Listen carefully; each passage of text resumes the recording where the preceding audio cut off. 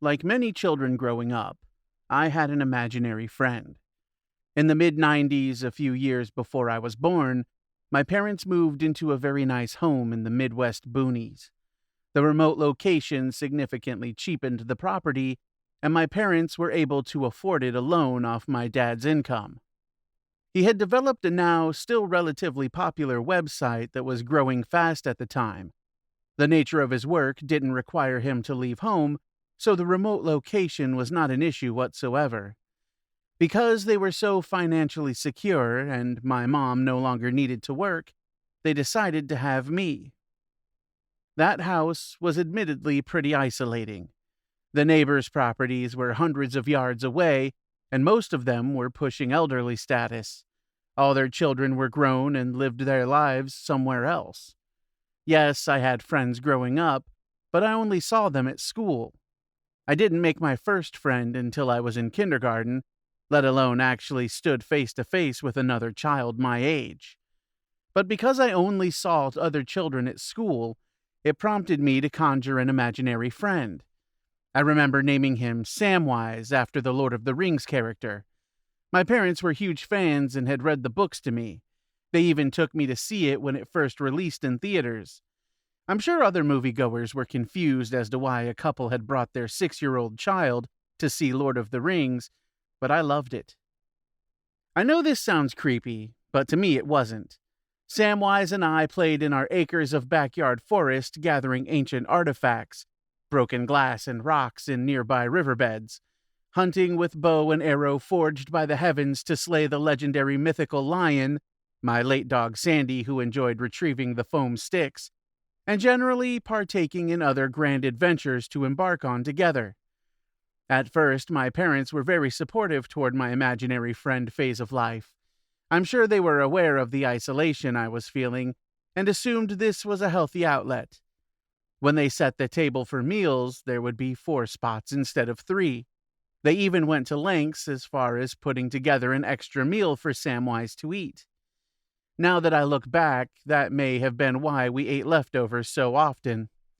Either way, their reaction was positive, sometimes too positive. One time my parents had set the table for dinner. This time there were 5 plates of food. I remember asking, "Why are there 5 plates?"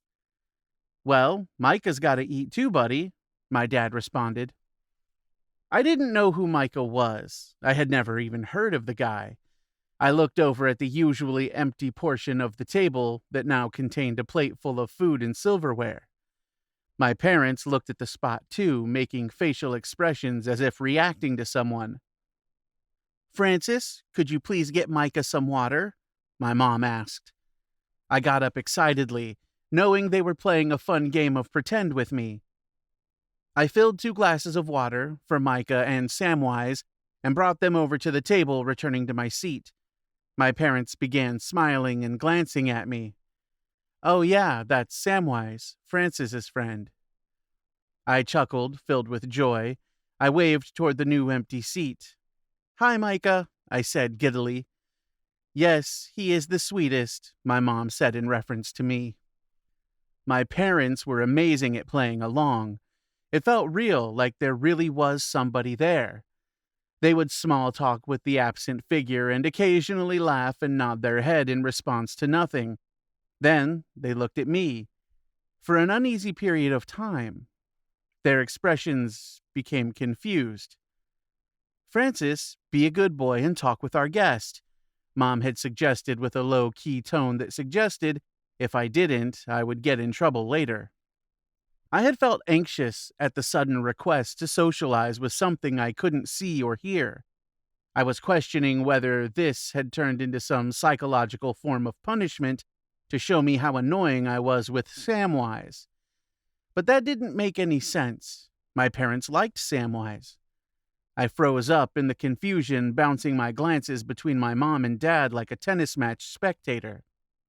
They both had looks that said, "Well, get on with it." The awkward silence and embarrassment of the moment appeared too much for them. They dropped their attempt at making me communicate with Micah. "I'm sorry, he gets a little shy sometimes. Francis, why don't you go to your room for tonight? Don't forget to bring Samwise." I went to bed feeling guilty and confused. A swirl of emotions pulled at my prepubescent heart. I tried to forget about it and went to sleep, but something woke me up. It was my parents, talking and laughing in the dining room. There would be long pauses and equally long responses. They would periodically chuckle in the ominous silence, as if they were talking to someone on the phone. Then I heard my dad, "See ya, Micah," and the front door slammed shut. After that day, my dad would tell me he was going out to see Micah. What they did together, I have no idea. Other days, my parents would invite Micah over. Those days, I would sit in my room and listen as they conversated with nothing again. Day after day, night after night, until one day I was suddenly awoken from sleep once more. My dad was yelling outside my closed bedroom door. I remember hesitantly calling out to my dad. His response was blaring, "Stay in your room, don't come out." I was scared. I was scared because my dad sounded scared. I had never heard panic in his voice like that. He continued shouting, "Go! Leave!" And like every night Micah came over, his visit ended with a shutting door. Their imaginary friend must have done something bad, because the next morning my parents told me he wasn't allowed over anymore.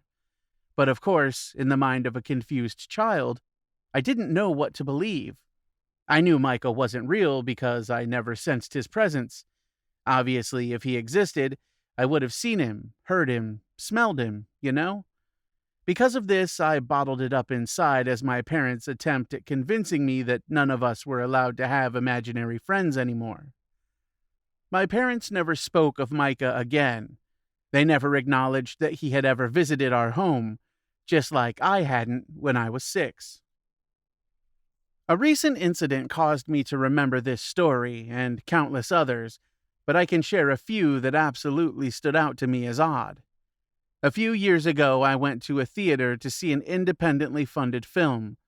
Because the film was independent and wasn't advertised heavily, only a few theaters had showtimes for it. The closest theater being an hour away, the movie theater lobby was packed, and I was afraid the movie I drove so long to see was sold out. I approached the ticket booth, and nobody was there. In a frantic attempt to obtain some tickets, I searched around the halls of the theater for whoever manned the ticket booth. Outside the numbered theater doors, a theater employee found me first. To my surprise, he introduced himself to me with a tight grip on the shoulder and a question. "I'm going to have to ask you to leave," he said, speaking formally with an accent of anger. "Why? What did I do?" I asked, confused. I thought a prank was being played on me. "You have to buy a ticket to see a movie, dumbass. You've rudely ignored my coworker in the booth. He told me you just walked right past him, and when he told you to stop, you just kept going. So please exit the theater before we escort you ourselves." He was dead serious. If it was a prank, it was tasteless. As I walked out the theater, I glanced at the ticket booth one more time. Still, nobody was there. Another instance of me being rude, I was checking out at the grocery store, found an empty line, set my items on the counter, and waited as the cashier rang them up. But the whole time she gave me annoyed glances, scoffed at me a few times even. It might have been because I accidentally hit an empty cart in the way of the cashier aisle with mine. I was honestly too lazy to move it by hand. The weirdest one was at my own job a few days ago, which prompted this whole finding out what the hell is wrong with me thing. I work at an office call center for IT. A coworker of mine who had worked there since I started stopped showing up one day. Nobody acknowledged it, so I chalked it up to just him quitting or getting fired. Then I saw a photo of him on the accolades wall for Most Efficient Employee of the Month. I thought they were pranking me, and I laughed when I saw it. They asked what I was laughing about, saying that he worked really hard. I thought maybe he passed away, and I didn't hear about it, and this was maybe some weird way to commemorate him until I was cornered in my office. Shelley, an older woman, began berating me about this workplace is a family and everyone here is equal, so treat them as such. I had no clue what she was talking about and even considered submitting a complaint to HR. The whole thing seemed so silly to me that I began thinking of this possibly dead coworker as the office's imaginary friend. That thought is what kick-started my trip down memory lane, conjuring the memory of Micah, my parents' imaginary friend. I realized how weird that whole concept was. They definitely weren't teaching the counter imaginary friend tactic in any parenting books I had heard of. I found the time after work to call my mom. After a few "how was your days" and "I'm good, how about yous," I asked about Micah. She paused for a moment. "I'm surprised you remembered that whole thing," she said, chuckling awkwardly. She continued, "Micah was your dad's old friend from high school. He actually emailed your father congratulating him on his success as a website developer and entrepreneur. That's what sparked their momentary rekindling, I suppose you could say." Her voice grew weary over the cell phone speakers. "Wait, Micah was real?" I asked, profusely puzzled. "Well, of course he was real, but we should have listened or acknowledged your feelings toward him. I mean, when you were a child, you obviously saw something wrong about him we didn't catch." "What do you mean?" I asked again. "Well, honestly, I don't think you liked him very much. You never talked to him, never said hi, never even looked at his direction. He would try to give you a high five and you would walk right past him. My badass little 6-year-old. That's why we had you tested so young." I asked her to elaborate on that. She mentioned an autism screening, one I had totally forgotten about until our conversation. Because of how I was treating Micah at the time, my mom brought me to a pediatrician in what I now understand was for an autism test. I understood that they asked my mom a lot of questions about my development, which makes sense. I remember taking tests and answering questions. I had thought this was something every kid ends up doing. They found that I was not on the autism spectrum. However, the pediatrician found something else about me.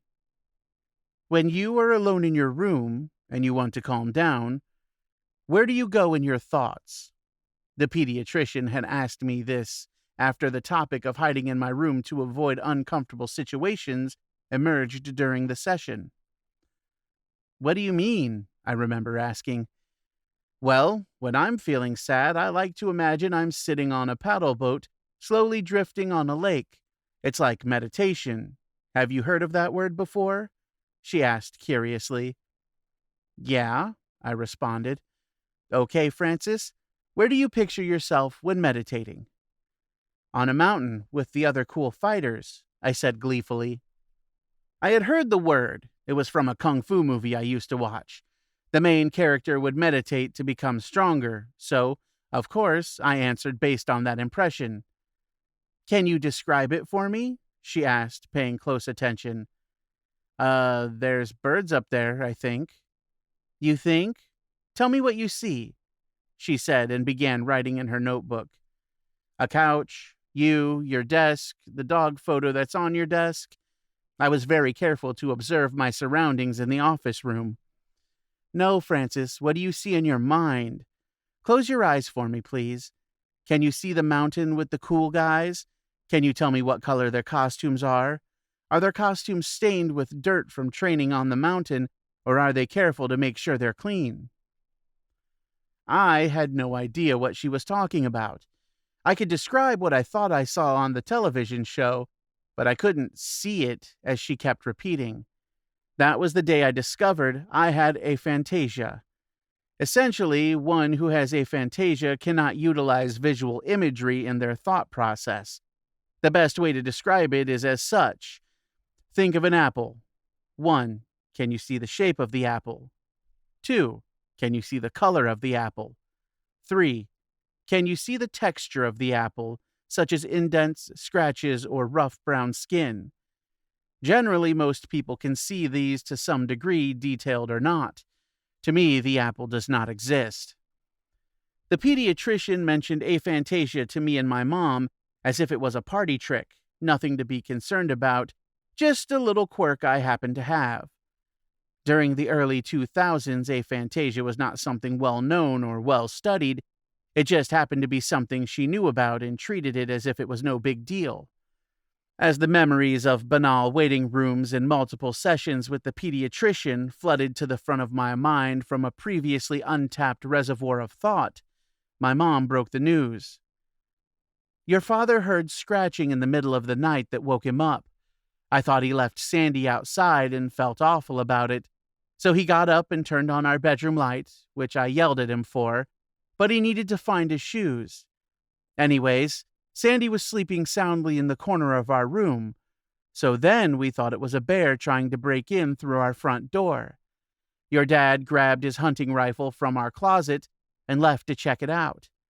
Instead, he saw Micah had broken into our home and was clawing at your bedroom door like a rabid animal. Thank God you were asleep. If you had left your room, I'm sure you would have been traumatized for life. I sure was after that. I heard your father yelling, "Micah, what the hell are you doing here?" I interrupted my mom. Wait, why the fuck was he clawing at my door? I asked, tightening my grip on the phone. Your father and I talked about that later.